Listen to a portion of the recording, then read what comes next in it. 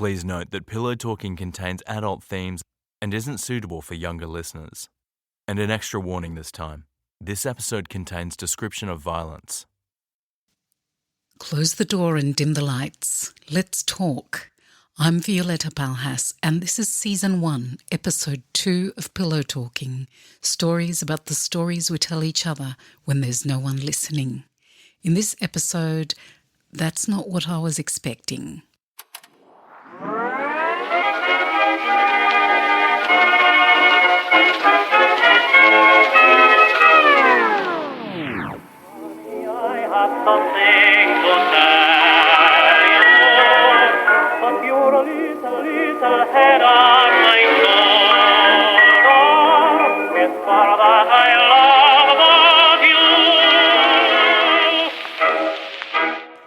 Lately, I have implemented a new bedtime routine, and by new, I mean I have actually implemented a bedtime routine in place of what used to be a haphazard series of events that somehow culminated in me collapsing unconscious in bed.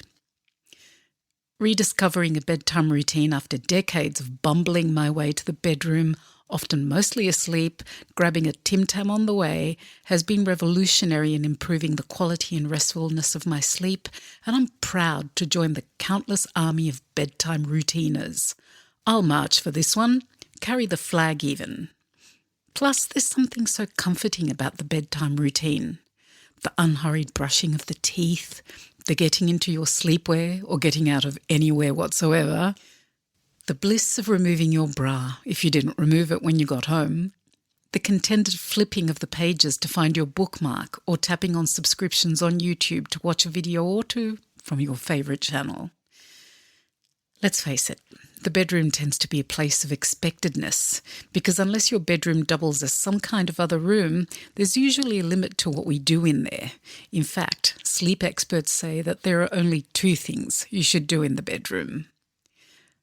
Perhaps it's this level of expectedness that makes the unexpected, when it happens in the bedroom, so very striking, sometimes jarring.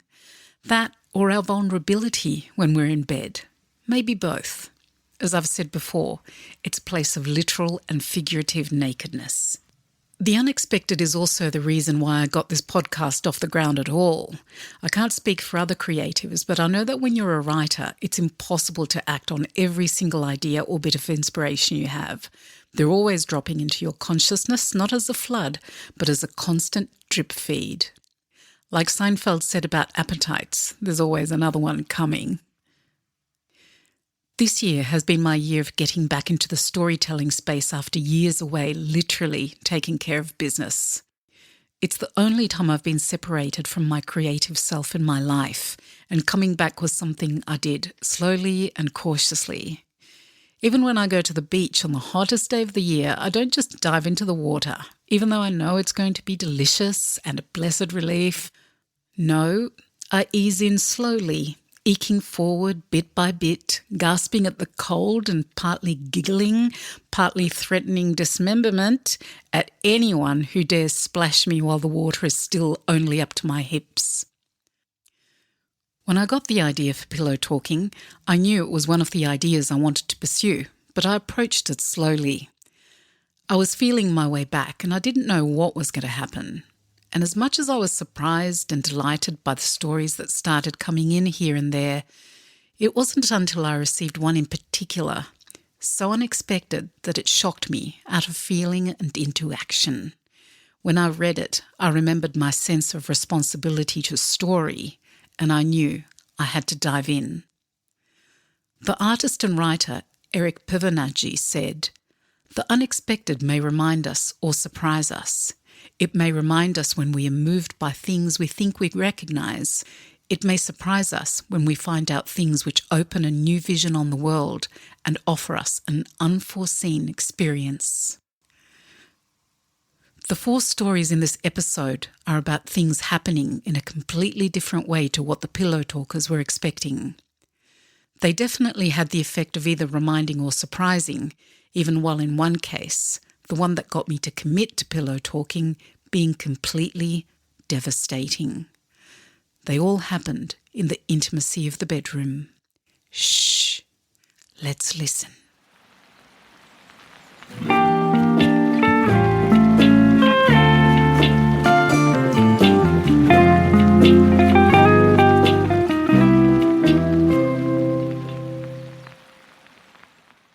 I'm married to the most wonderful woman in the world. It's been nearly 15 years now, and she's both the most familiar and surprising person in my world. But 15 years ago, we were strangers. At the time this particular conversation took place, we'd only just started seeing each other. This was very, very early in our relationship. So early, we would not have considered at the time ourselves as going out. It was, in fact, our second date. We'd talked each other's ears off on the first date and that's passionately kissed, before going back to our lives. Not exactly without a second thought, but neither would either of us have called it love at first sight. A week later, however, the second date moved a bit faster. A lot faster. I'm not sure if either of us had planned for it to happen. We've both spoken since of how we started our relationship the wrong way. But after a nice lunch, we decided it was time to revisit the pashing, and bam! Before we knew what was happening, we found ourselves in bed, and things got very steamy indeed. But then this happened. Hugging in the afterglow of some pretty mind-blowing sex, we started talking. We were facing the wrong way in bed, just lying there holding each other. In itself lovely, no awkward silence, no struggling with the superfluous arm or needing to negotiate whose leg went where. We just lay in each other's arms and talked. I don't remember how the conversation started, but I'll never forget how it ended up. Somehow, as we spilled forth various snapshots of our individual potted histories, we wound up talking about our deceased parents. How they each had died, how we had felt at the time, how their deaths had affected us as we moved on, and how we continued to remember and celebrate the people who had contributed to who we had become, for good and for ill. And there we were, two people who had been total strangers just a week earlier, lying naked, wrapped in each other's arms, sobbing our hearts out as we opened them completely to each other, without guardedness, without holding back. For both of us, that conversation presented a cathartic release, an outpouring of stuff that we had held inside for decades, like a blockage suddenly cleared. It was the most natural thing at the time, but over the years since that second date, I have noted more than once that we would have had to have been complete idiots not to have seen where this was headed right from the get-go. Okay, we have been idiots more than once, and at various times been close to the point of throwing in our respective towels, but remembering that second date always reminds us that this is a precious thing, not to be wasted.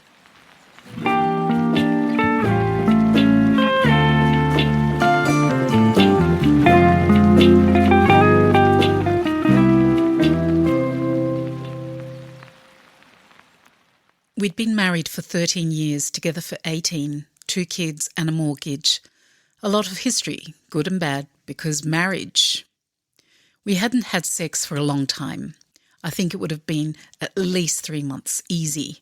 And he seemed absent. There but not there. Recently I learned a new word at work, presenteeism, which is when someone turns up at work physically, but in their mind they're just not there, and they're not really putting the work in, just going through the motions. He was my presentee husband, and I was confused and hurt and didn't know what to do about it. When our pillow talk happened, I just tried, unsuccessfully, to make love to my husband. It was humiliating, but only on hindsight. At the time, I was concerned and worried about him and about us. So I tried to talk to him. I told him I loved him, and he didn't say anything. I hated myself for asking, but I asked him anyway. "Do you love me?" He looked at me finally and said, "I love you, but I'm not in love with you." I felt a mixture of devastated and confused. First, because I didn't understand the difference between loving and being in love, and second, because although I didn't understand the difference, I knew this was a bad thing. It felt like a bad thing, and it was, because he ended our marriage. He was out within the week. Although the year to come would be horrible, The worst part about this particular conversation came the days and weeks after, when I found myself in an online forum. I think it was called Marriage Builders. I wanted to understand. I wanted to work it out. And I thought that this "I love you, but I'm not in love with you" thing was my experience. But when I posted about this devastating thing that had happened to me, the people who replied said that he'd given me the speech. I explored the forum, and there it was, over and over again. It was actually a cheap, damn cliche, so common they called it the speech, or ILYBINILWY, said like a word, ILYBINILWY. And 99% of the time it happened when there was an affair going on. I didn't want to believe it, and it turns out they were right. But before I found out about the affair, what made me furious was finding out that ILYBINILWY was a cliche. I deserved better. After nearly 20 years, after giving him 2 awesome kids, after supporting him through college, after putting his business first, after putting up with his horrible parents, I deserved better. And all I got was this meaningless cliche speech.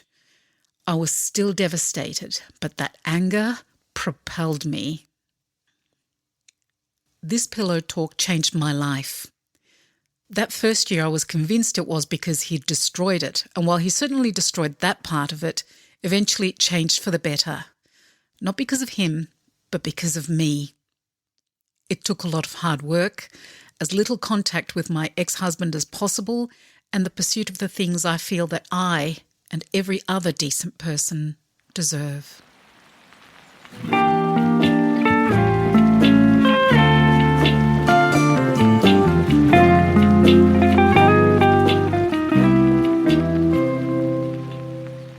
I don't know if all of your listeners will get this because it involves Celsius instead of Fahrenheit, but here goes anyway. I used to be into all the high drama with my relationships, like all the crap that you love in your teens because it makes you feel like you're a character in Home and Away or whatever. It hung well into my 20s, and I used to wonder why it was following me around like a curse, until it occurred to me when I was about 27 that maybe the problem was me and my choice of men.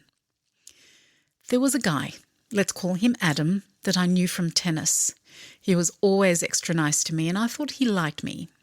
And I liked him too, although I never got the butterflies when I saw him or anything like that. He was totally different to any guy I'd ever gone out with. He was the one that everyone at the club liked, but a little quiet, with a wry, self-deprecating sense of humour. And he was a lot older than me, 39. But I'd had this epiphany about maybe going out with different kinds of guys, so I started subtly letting him know that I was interested, and eventually he asked me out. He was a nice guy, and it was a nice date, although again, no butterflies or fireworks, but it was nice enough for me to go on a second date, and then a third one. On the third date, we ended up in bed, and OMG, the 1812 overture, fireworks, cannons, the works, and I thought, maybe there's something to this. I liked him a lot. He was so nice, so thoughtful, so funny and quirky, and he balanced out my manic tendencies. The only issue I could see after a few weeks was that he was a little self-conscious about our age difference. He didn't make a big deal out of it. It was just little things he said, like when I mentioned going to a new nightclub that had just opened, he said, "I think that's one for you and your friends." Or a couple of times when he wanted to stay in and chill, he asked, "Sure you want to hang out with an old bloke?" That kind of thing. But it didn't matter. We still had a great time together and lots of things in common, plus all of those awesome fireworks, and without the roller coaster drama this time. The night that our pillow talk happened was after we'd been watching the Australian Open on television. That day was the first mild day after a horrible heatwave, which I hate, by the way. It had been so hot the previous days that we'd had tennis players fainting and throwing up. But that day was perfect. We were at Adam's place and he'd made a pitcher of sangria and a grazing platter, and we lounged around and watched the tennis for hours. And the weather was perfect. Sunny, with a light breeze, and in the mid-20s. Remember that. We went to bed afterwards and didn't fool around or anything. We just lay there cuddling, and I was so content. I had this warm, lovely feeling that everything was just right. And Adam was just right. He was like the day, in the mid-20s, not too hot, not too cold, just right. And I was filled with love for my fellow sisters around the world, and I thought, every woman needs an Adam in her life, a mid-20s guy. That's what was in my head, and it made perfect sense to me in the context of the day. But what I actually vocalised to Adam as we lay there out of the blue was, I think a guy in the mid-20s is just perfect. I immediately realised what I said, and when I looked up he had this funny look on his face, so of course I backpedalled as fast as I could. But the more I explained my thought process, the more insane and unlikely it seemed even to me. He was cool though, so I dropped it. Next day was fine, but just that. Something had changed and we hadn't been going out long enough for me to make a deal out of fixing it. The relationship just sort of petered out.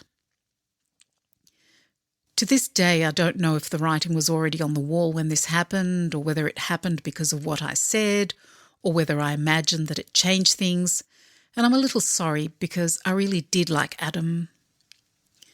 The one thing that stuck with me, though, was the feeling I had when I was with him. It pretty much cured me of my addiction to drama, and although I haven't gone out with someone that much older than me ever again, I have gone out with guys who are more emotionally mature and sort of steady. Mid-20s guys, metaphorically speaking, although I've been careful not to use that term ever again.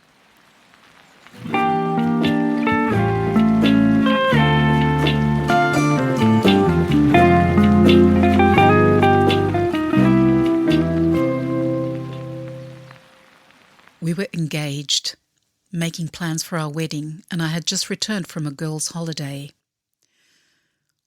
While on holiday, I suffered a miscarriage, but I'd had no idea I was pregnant. I was having coffee with a girlfriend and my niece when I felt something pass. I went to the loo and knew immediately what it was. I panicked. I was terrified, but wrapped it in tissue and threw it in the bin. In hindsight, it was a knee-jerk reaction. I wish I'd done it differently. I flew in from the holiday. He picked me up from the airport. I was quiet and withdrawn, didn't want to be touched, didn't want to talk to him, look at him, but still wanted him around. We got home, settled in. In bed, he asked me what was wrong. I was crying. Eventually told him I had miscarried while I was away. He started crying and held me tight. It was the first time since seeing him that I wanted him to touch me. All I can remember is saying how sorry I was for letting him down, for disappointing him. He told me through his tears that it was okay. A few weeks later, in bed, talking about everything and nothing, he told me he blamed me for losing our baby. I was stunned. He said my drinking and smoking was the cause and he totally blamed me for killing our baby.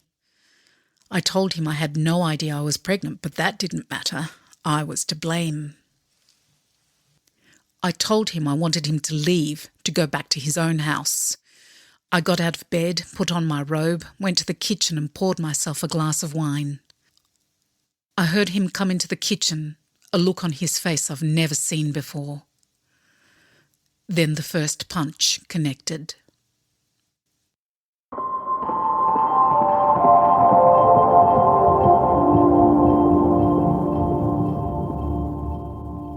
Pillow Talking is produced, narrated and edited by me, Violetta Balhas, from stories by you, the listeners and pillow talkers. Music is by Radovan Jekic. This episode's stories were We Would Have Had to Have Been Idiots by Nick, ILYBINILWY by Betrayed But Better, Mr. Celsius by Sou Hakiadakis, He Blamed Me by Anonymous. And in case you're wondering and didn't go Googling in the middle of Sou's story, mid-20s in Celsius is between 75 and 80 degrees Fahrenheit. This podcast wouldn't exist without people choosing to share their intimate conversations. If you'd like to submit yours, please go to www.pillowtalkingproject.com. I'd love to hear from you. If you liked what you heard, please subscribe. Share with your friends far and wide, or near, maybe even the person in bed with you. On the next episode of Pillow Talking, Kissy Boys, stories about bedroom conversations featuring men who are all about the private displays of affection and other warm and fuzzy stuff. Until then, please take care of yourselves and each other.